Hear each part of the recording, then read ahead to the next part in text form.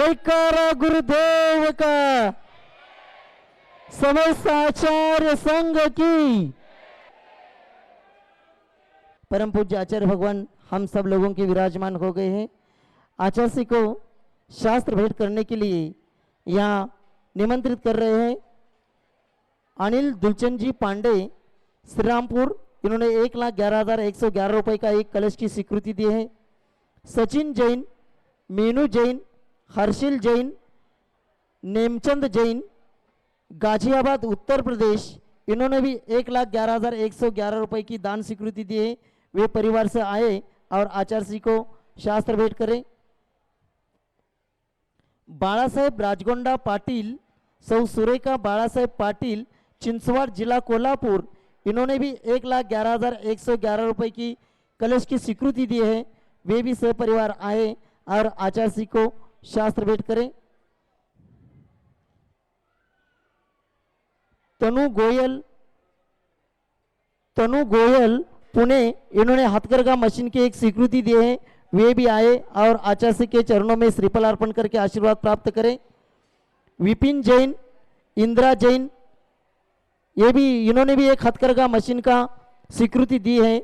वे भी आए और आचार्य के चरणों में श्रीफल अर्पण करके आशीर्वाद प्राप्त करें। दंतलाल जी, मांगीलाल जी कासलीवाल, राजू कासलीवाल, हैदराबाद निवासी, इन्होंने भी एक कलश की 1,11,111 रुपए की कलश की स्वीकृति दी है। वे भी सपरिवार आए और आचार्य जी को शास्त्र दान करें। अभी इम्फाल वालों का एक नाम था ना, मणिपुर वाले। श्रीफल नीचे बाळासाहेबांना नारळ खाली ठेवा, शास्त्रावर नारळ ठेवू नका। शास्त्र ऊपर रखना है, नीचे टेबल पर श्रीफल चढ़ाना है सभी को। इम्फाल वाले चलिए, मणिपुर वाले नाम दीजिए।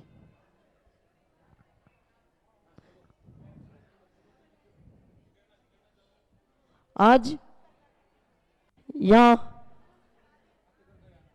हाँ भैया सर बरकुर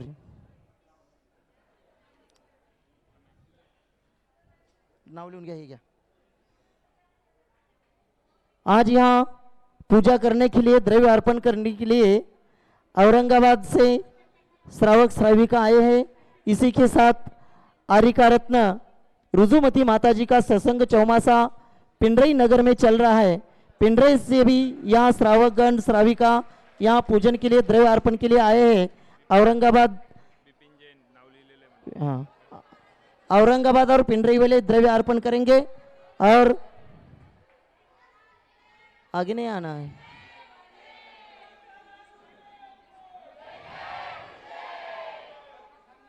पूजन करेंगे ब्रह्मचारी जी। सौ स्मिता हर्षद जैन वरुड, सौ स्मिता हर्षद जैन वरुड, इन्होंने कान में से जो सोने के गहने हैं उसका दान दिया है। उनको भी यहाँ शास्त्र भेंट करने के लिए बुलाते हैं। वे आए और आचार्य को शास्त्र भेंट करके श्रीफल अर्पण करके आशीर्वाद प्राप्त करें।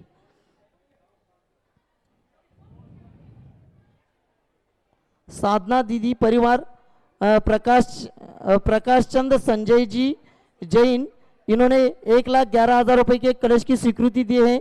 वे भी आए और आचार्य जी को शास्त्र भेंट करें। बंबई से आए हुए हसमुख भाई शाह, मयंक भाई शाह, राजेश भाई शाह, गोरेगांव मुंबई मंदिर कमेटी के ट्रस्टी, वे भी आए और आचार्य के चरणों में श्रीफल अर्पण करके आशीर्वाद प्राप्त करें। साधना दीदी परिवार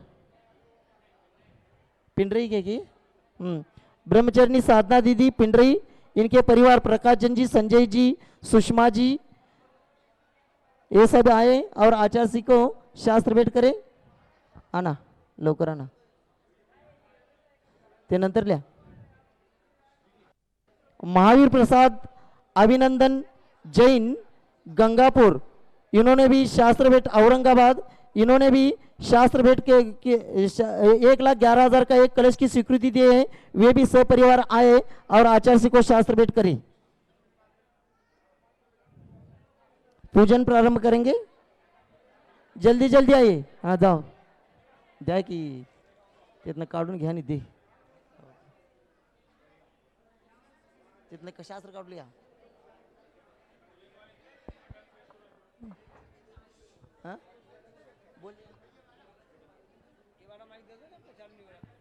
दीदी दीदी शुरू बोलिए करिए। कुंडलपुर के बड़े बाबा की अंतरिक्ष पारसनाथ में विराजमान चैतन्य चमत्कारी चिंतामणि पारसनाथ भगवान की परम उपकारी संत शिरोमणि आचार्य भगवान गुरुदेव एक श्री विद्यासागर जी महामुनि राज की पिंडरे में विराजमान आरिका माँ 105 रिजुमती माता जी की आचार्य श्री जी के चरणों में हम झुका रहे अपना माथा जिनके जीवन की हर चर्या बन पड़ी स्वयं ही नविगाता जयनागम का वह सुधा कलश जो विखराते हैं गली गली जिनके दर्शन को पा करके हिलती मुरझाए हृदय कली।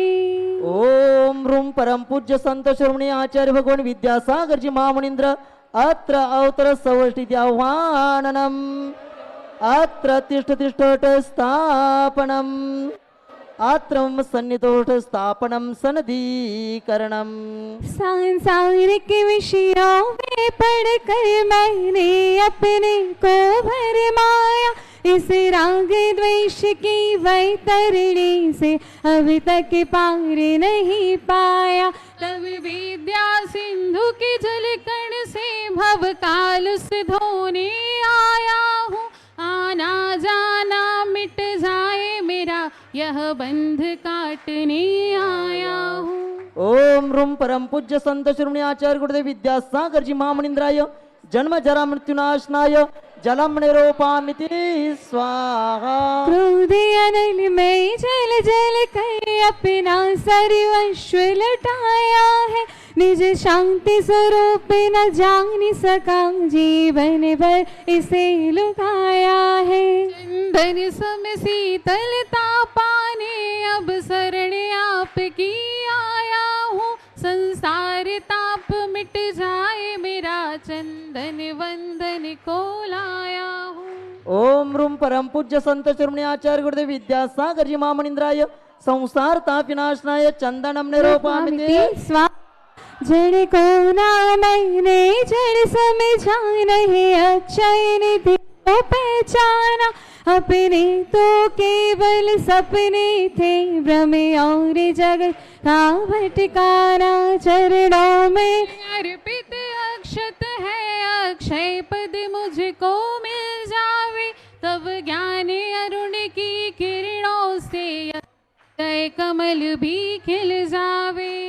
ओम रूम परम पूज्य संत शिरोमणि आचार्य भगवान विद्यासागर जी महामुनींद्राय अक्षय पद प्राप्त अक्षतम निरूपामिति इन विषय भोग की तापी मैं बना सदा से मत वाला तृष्णा को तृप्त करे जितनी उतनी बढ़ती इच्छा ज्वाला मैं में भाव विध्वंस हेत मैं सुमन चढ़ाने आया हूँ यही मदन विजय न सके यही भाव मैं लाया हूँ। ओम रूम परम पूज्य संत शिरोमणि आचार्य भगवान विद्यासागर जी महामुनींद्राय काम्बाणि विनाशनाय पुष्पम निरूपामिति इस छुगाई रोग की व्यथा कथा भाव भाव में कहता आया हूँ अति भक्ष अवक्ष कखे फिर भी मन तृप्त नहीं कर पाया हूँ नैवेद्य समर्पित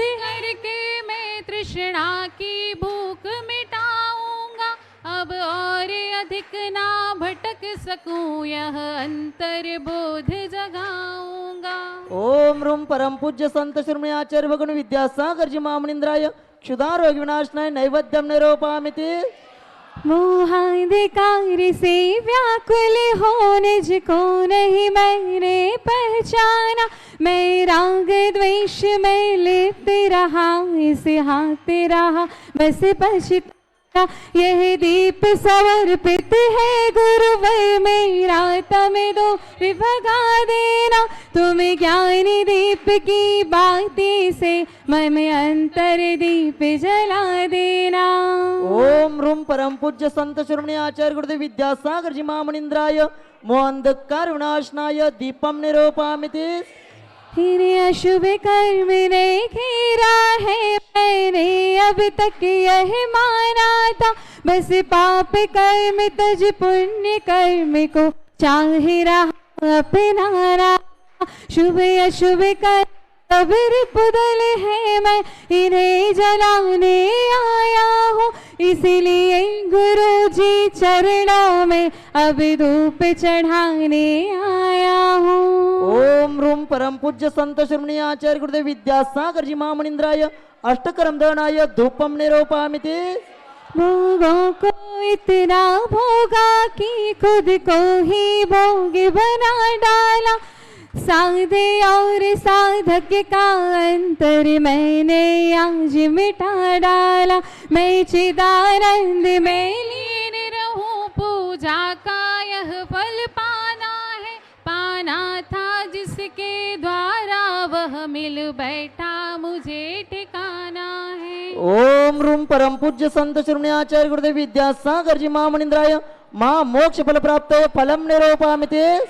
जग के वैभव को पाकर के निश दिन कैसा मस्त रहा, चारों गतियों की चोकर को खाने में ही अभ्यस्त रहा।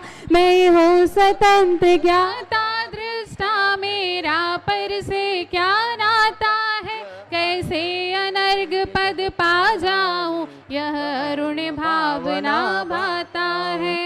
ओम रूम परम पूज्य संत श्रमणीय आचार्य गुरुदेव विद्यासागर जी महामनिंद्राय अनर्घ्य प्राप्त अर्घ्यम निरूपयामि। है शब्द नहीं गुण गाने को, गाना ही मेरा स्वर ताल छंद में क्या जानू, केवल भक्ति में रम जाना। भावों की निर्मल सरता में अविगाहन करने आया हूँ, सबका सारा दुख दर्द हरो यह अर्घ भेटने आया हूँ। हे तपो मूर्ति हे आराधक, हे योगीश्वर हे महासन, यह अरुण कामना देख सके युग युग तक आगामी वसन। ओम रूम परम पूज्य संत श्रमणीय आचार्य गुरुदेव विद्यासागर जी महामनिंद्राय। ओम नमः सिद्धेभ्यः, ओम नमः सिद्धेभ्यः, ओम नमः सिद्धेभ्यः। अहिंसा परमो धर्म की आचार्य गुरुवर श्री कुंद कुंद भगवान की, आचार्य गुरुवर श्री ज्ञान सागर महाराज की,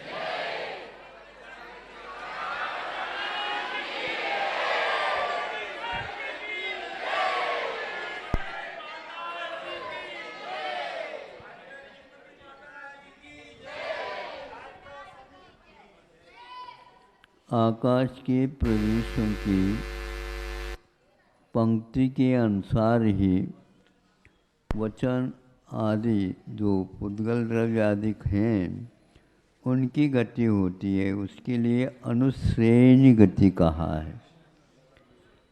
अब उस माइक से श्रेणी नहीं बनी, इस मालिक से श्रेणी बन गई। आप लोगों के यहाँ फ़ोन वगैरह करते हैं, लाइन क्लियर नहीं है है ना, फिर प्रतीक्षा करो। किंतु कुछ ऐसे अपवाद को छोड़ करके बहुत व्यवस्थित कार्य होता रहता, और एक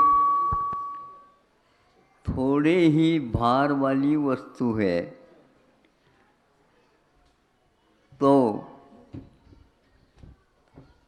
बड़ी वस्तु जो हजारों किलो की है उसको पानी में फेंक दो, और जो बहुत ही कम भार वाली वस्तु को भी पानी में डाल दो।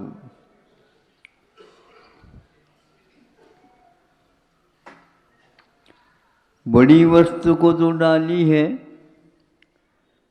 वो तो बहुत जल्दी डूबना चाहिए, और छोटी वस्तु को तो डाली है वह धीरे धीरे डूबेगी। किंतु हुआ ऐसा है, छोटी जो वस्तु जो कंकर के रूप में थी वो तो डूब जाती है,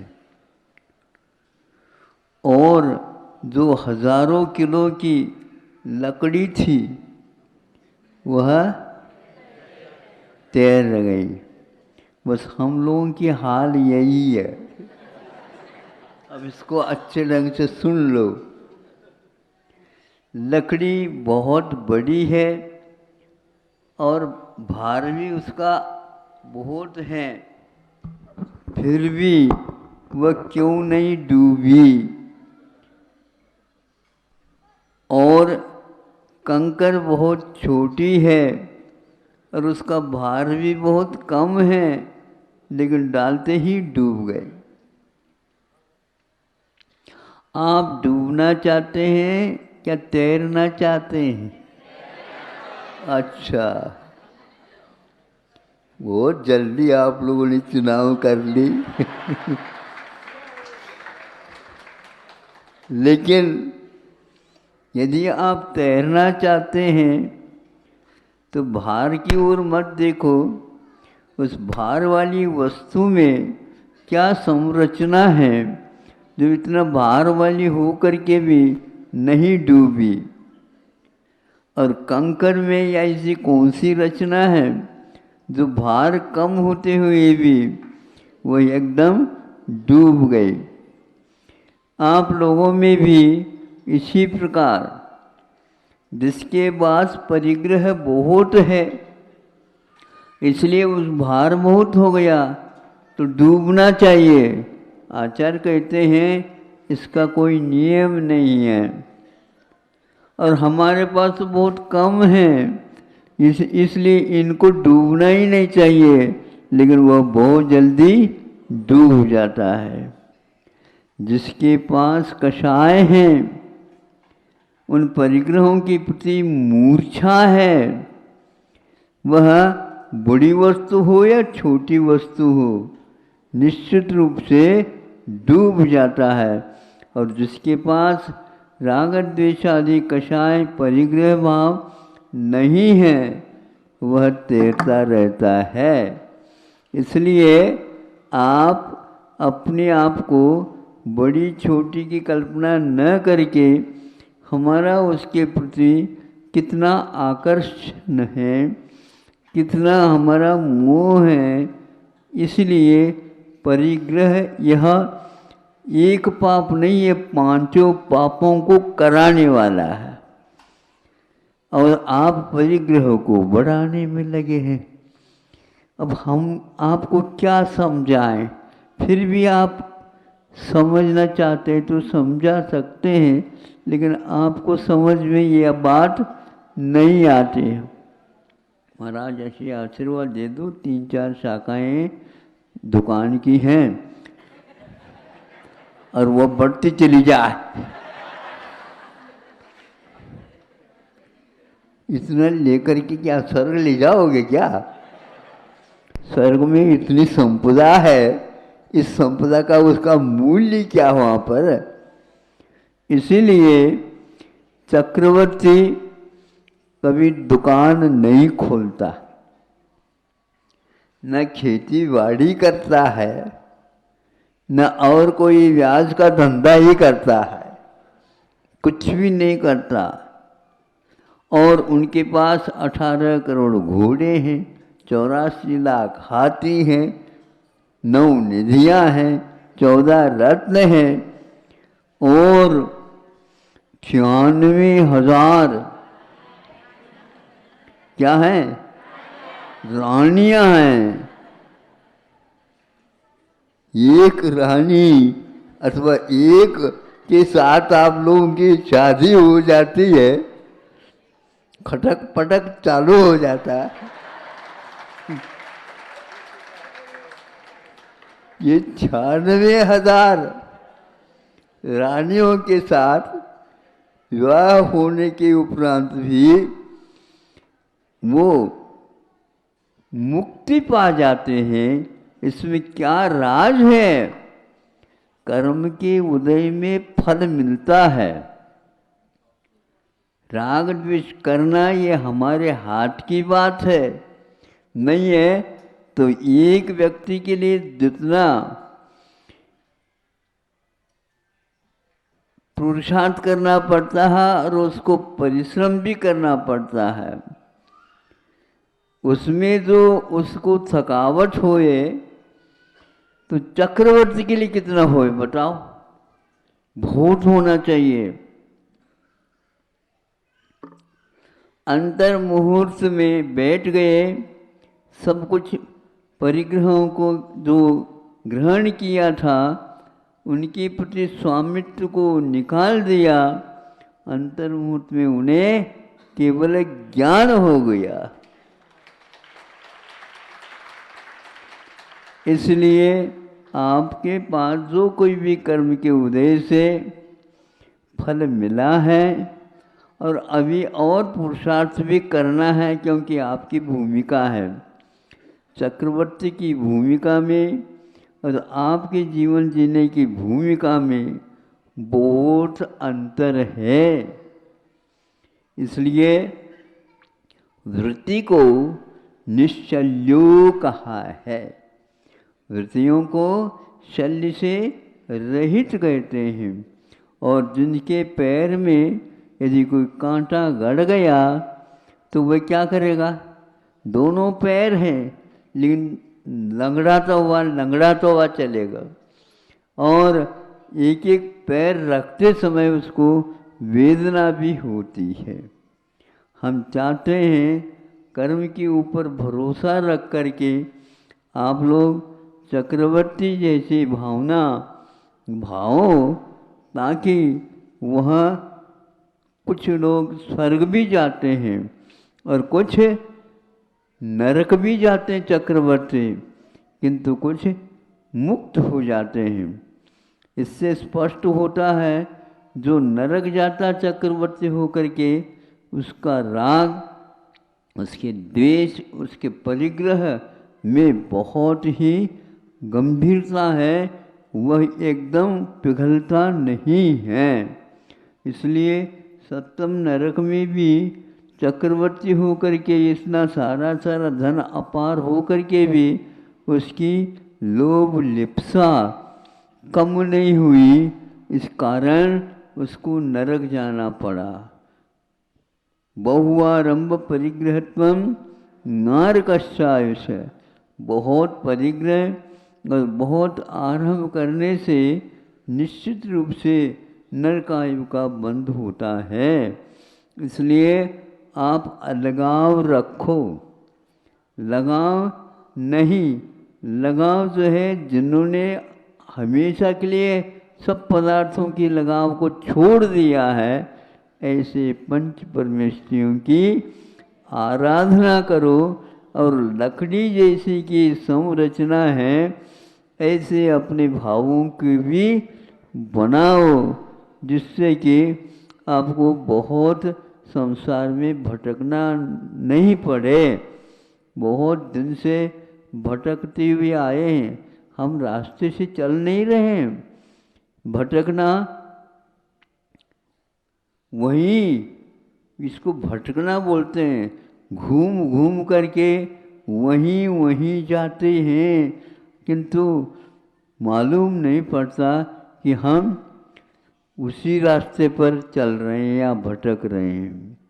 इसलिए भटकना का अर्थ बिना रास्ता का होता है और चलने का अर्थ रास्ते से होता है। आप रास्ते से चलेंगे सीधे पहुंच जाओगे, और यदि नहीं चाहोगे, इधर उधर की बातें करोगे, तो भटकना तो है, अटकना तो है। अब कब तक भटकोगे? बहुत सारे हमारे साथी हैं महाराज, हम उनके साथ, मैं अकेले थोड़ी भटक रहा हूँ, बहुत सारे हैं, तो उनके साथ भटकते जाओ। पागल होता है, समझता है ये सब लोग पागल हैं, और आप समझते हैं उसको पागल। आप बताओ, आप उनको पागल क्यों कह रहे हैं? वो बोलता ही नहीं, वो किसी की ओर देखता नहीं, वो हंसता है और न रोता है, न ही वस्त्रों के बारे में विशेष छानबीन करता है। भोजन मिल जाए तो खा लेता है, नहीं मिले तो रहता है। ये पागल तो हो ही गया ना। ठीक है, वो पूर्ण पागल है और आप अध पागल है। अब अपने आप को जो मानता है वह पागल क्या, कभी कभी सुनने में आता है 1.5 अक्कल वाला। ऐसा है, बोलते हैं ना, मतलब 1 अक्कल हो और दूसरे की अक्कल को और उसके साथ जोड़ देता है। इस प्रकार 1.5 अक्कल वाला हो जाता है। वह अपने आप को पागल नहीं मानता। इसलिए जो व्यक्ति परिग्रह के में लोभ लालच के साथ भटक रहा है, उसके बारे में हम कोई भी व्यवस्था नहीं दे सकते। और जो व्यक्ति इससे दूर हट करके काम कर रहा है, उसको ज़्यादा बताने की कोई आवश्यकता नहीं। मनुष्य भाव में आप लोग अच्छे संस्कार अपने ऊपर और अपने संतानों के ऊपर डालो, ताकि आप उनके हितु हैं।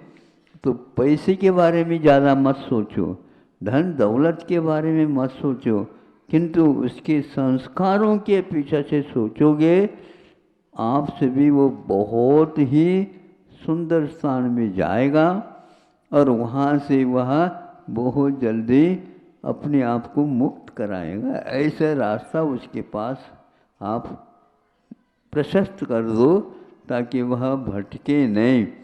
आप लोग तो अपने जीवन में भटक भटक करके थोड़े बहुत रास्ता पकड़ लिया है, इसको मजबूती के साथ रखो।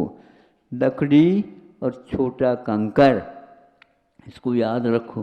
कंकर बहुत जल्दी डूब जाता है और लकड़ी तैरता हुआ अपनी यात्रा पूर्ण कर लेता है। बहुत दूर तक लकड़ियाँ तैरती हुई बहते हुए बिना डूबे तट तक पहुँच जाती हैं। आप लोगों का भी जीवन तट तक पहुँचे इन्हीं भावनाओं के साथ। अहिंसा परमो धर्मः।